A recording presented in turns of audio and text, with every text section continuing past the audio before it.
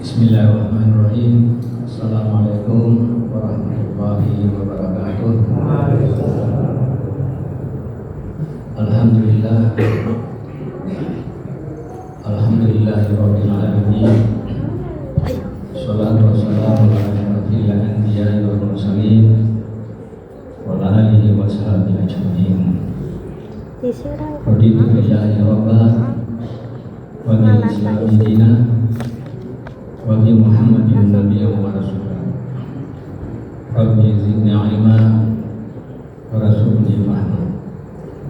Rabbi shrah li sadri wa yassir li amri wa quttam lisani yafqahu qawli. Amma ba'du. Ibu-ibu, bapak-bapak, jamaah Masjid Jami yang dimuliakan Allah,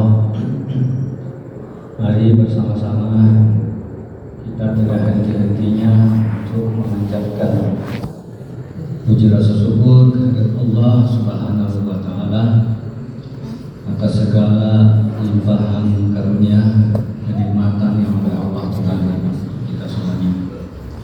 Insyaallah kita selalu bersyukur ingat pada Allah, maka sebaliknya Allah pun akan selalu ingat dan menambah apa yang oleh Allah diberikan untuk kita semuanya. Insyaallah.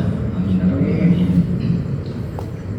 Selawat dan salam tidak henti-hentinya pun kita curahkan kepada Nabi Allah Muhammad sallallahu alaihi wasallam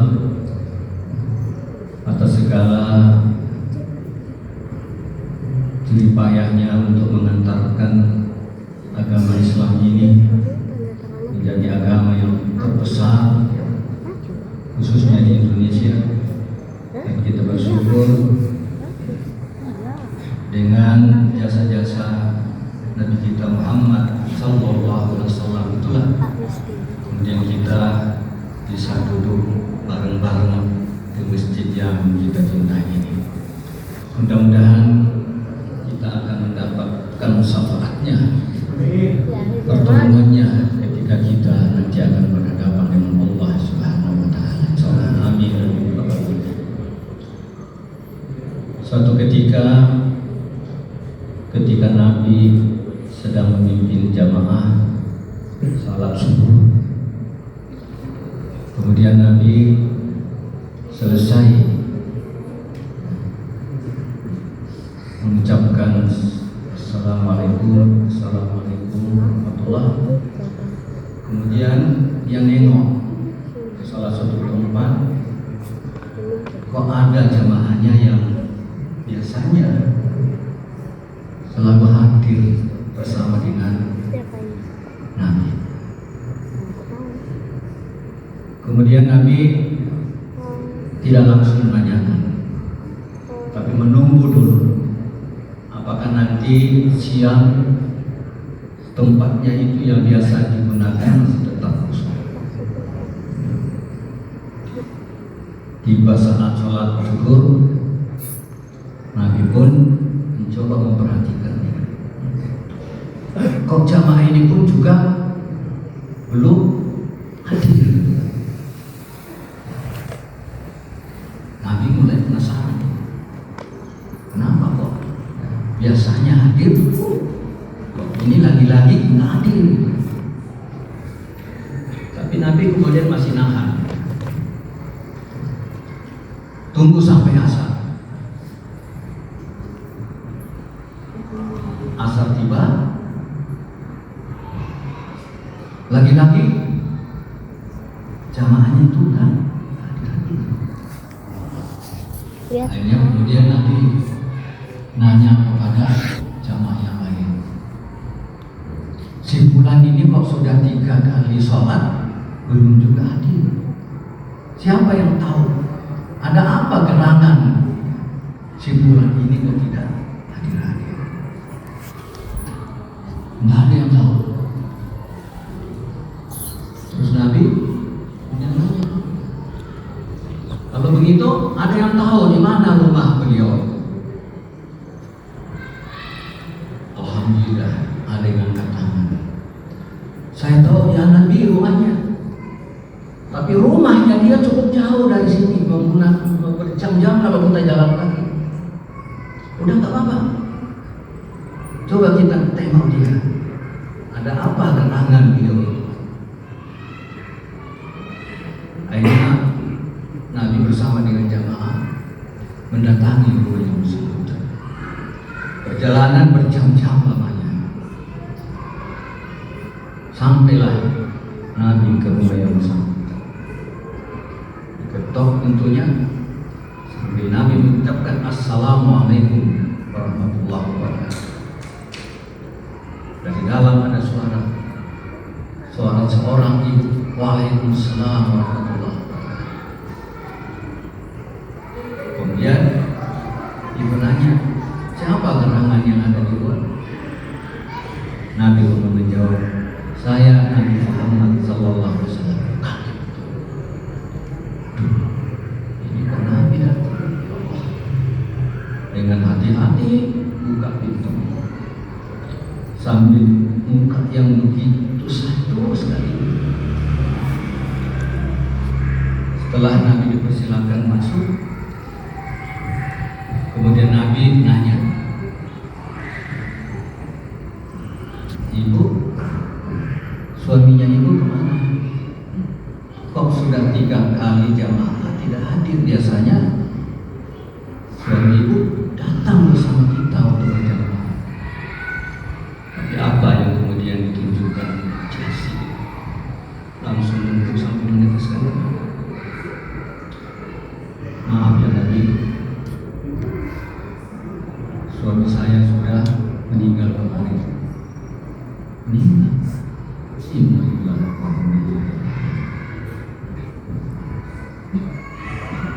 Perasaan Nabi tentu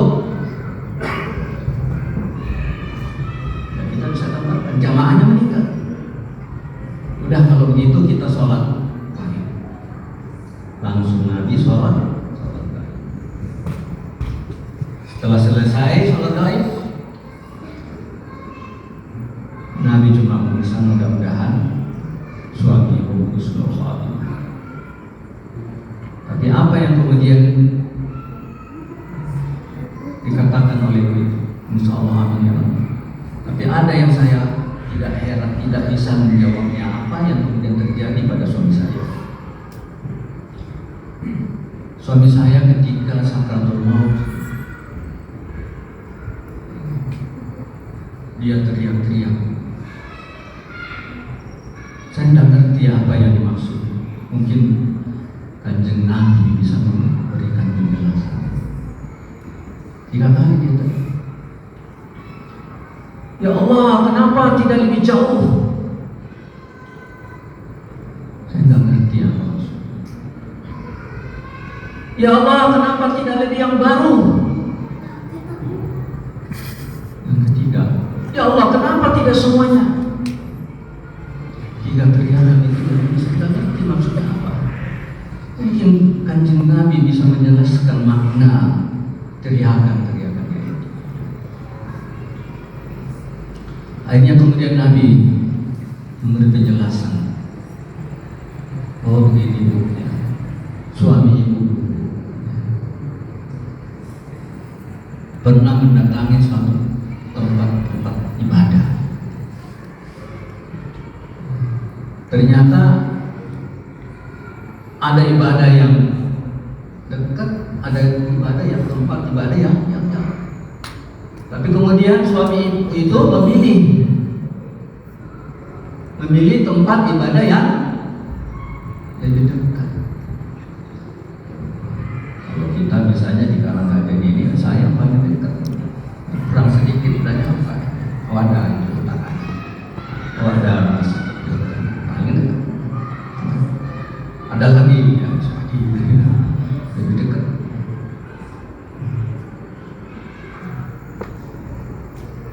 Dia diberi pilihan. Dia menjalankan ibadah sholat, mampir di tempat yang lebih dekat, atau dia lebih jauh. Suami ibu memilih tempat yang dekat. Ketika ketika suami ibu memilih tempat yang dekat, maka Allah menunjukkan pahalanya. Ini loh pahalanya. Tapi ketika seandainya suami ibu memilih tempat yang lebih jauh lagi, pahalanya akan lebih besar. Nyesal suami ibu. Kenapa dia lebih memilih tempat yang lebih dekat? Kenapa dia tidak memilih tempat yang lebih jauh? Nah, kadang-kadang kita juga memilih tempat yang lebih dekat. Boleh, tapi pahalanya lebih sedikit ketimbang ibadahnya atau sholatnya di tempat yang lebih jauh. Ya, katanya pahalanya itu diukur dari langkah kita, kan? Jadi kalau langkahnya cuma 100 kali, ya beda. Kalau pahalanya yang 1000 kali langkahnya, apalagi cuma 10 kali. Nah ini, itu dia teriak menyesal. Nah oke, ya sekali-sekalilah kita ini ya mendapatkan pahala yang jangan di sini terus boleh, apalagi pulang sendiri kan. Ada masjid yang lebih jauh dari tempat kita, sekali-sekali kita datang. Bukan berarti bahwa kita tinggalkan tempat ini, enggak, ini tempat kita. Tapi untuk memperbanyak amalan-amalan yang kita ingin dapatkan dari Allah, ya tempat untuk ibadah. Nah kemudian yang kedua, teriakan yang kedua. Apa teriakan kedua itu? Kenapa kok tidak ya Allah? Kenapa tidak yang lebih baru lagi? Nah ceritalah. Suami ibu dulu pernah ketemu orang yang kebetulan itu bajunya sudah basah kuyup karena hujan lebat. Padahal dia mau pergi ke masjid. Kemudian suami ibu diminta tolong, ada nggak baju yang bisa dia pakai ya, menggantikan bajunya yang susah karena sudah basah kuyup. Lagi pula kalau memang nggak punya kan. Akhirnya bapak suami ibu itu pulang ke rumah, kira-kira pilih yang mana, yang bagus-bagus atau yang lama-lama. Pilih. Aduh ini saja kan. Itu yang yang paling lama yang sudah tidak pakai lagi ya. Ditunjukkanlah amalannya. Seperti apa kita bersedekah ya, memberikan pakaian. Nah kita kan kadang-kadang dimintain itu kan, pakaian-pakaian yang sudah nggak terpakai lagi. Memang boleh. Tapi kalau yang kita berikan itu adalah pakaian-pakaian yang sudah lama, nah ditunjukkanlah pahalanya. Tapi kemudian juga Allah menunjukkan seandainya kamu berikan bajumu yang baru itu, yang bagus itu, maka ini loh pahalanya. Ditunjukkan. Menyesal banget. Akhirnya dia teriak, kenapa kok tidak jadi baru seperti itu?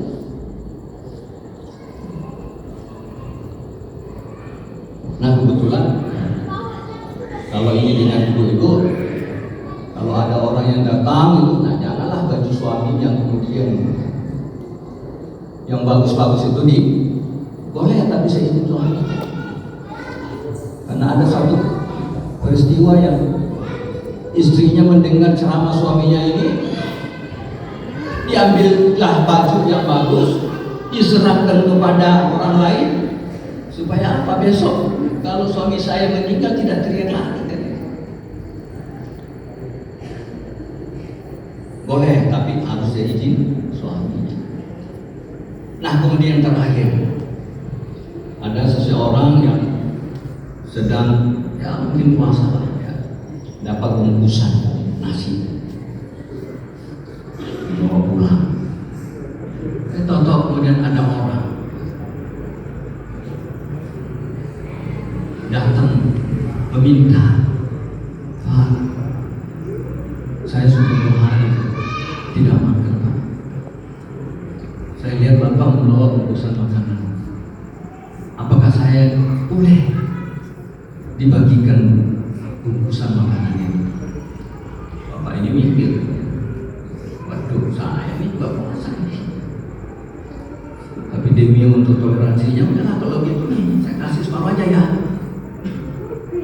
Ya ambillah separuh sebagian, dikasih. Makanlah berdua orang. Nah, kemudian Allah ketika mau dicabut nyawanya itu, diperlihatkanlah pahala dia ketika memberikan separuh dari makanannya. Tapi kalau seandainya Bapak ingin menyerahkan semua makanannya, lebih banyak yang diserahkan, kemudian ditunjukkan juga pahalanya yang itu lebih besar ketimbang. Nah, pelajaran bagi kita, ada kotak, buka dompet kita, lihat uang yang apa yang kita akan sedekahkan, masukkan ke dalam kotak. Tapi nggak usahlah semuanya isi dompet itu, kita paham. Tapi paling tidak, bukan bagian terkecil dari isi dompet kita itu yang kita sedekahkan. Paling tidak lebih banyak daripada, insya Allah kalau itu yang kita sedekahkan, kita berikan, akan ditunjukkan juga pahalanya dan kita segera rumah. 3 kondisi. Tapi memang kita sering melihat berbagai macam tingkah laku orang-orang yang sedang didatangi malaikat maut. Dan kalau sedang itu sudah nggak ada kabar-kabar lagi. Sekali malaikat Ismail sudah di depan kita, tinggal kita tunggu. Disitulah kemudian banyak sekali perilaku-perilaku yang kita temukan bagi orang-orang yang sedang disebut. Alhamdulillah, meskipun saya tidak mengalami melihat langsung ketika bapak saya meninggal dunia, saya paginya baru nyampe, malamnya sudah. Tapi kata adik-adik semua, bau harum terpancar keluar.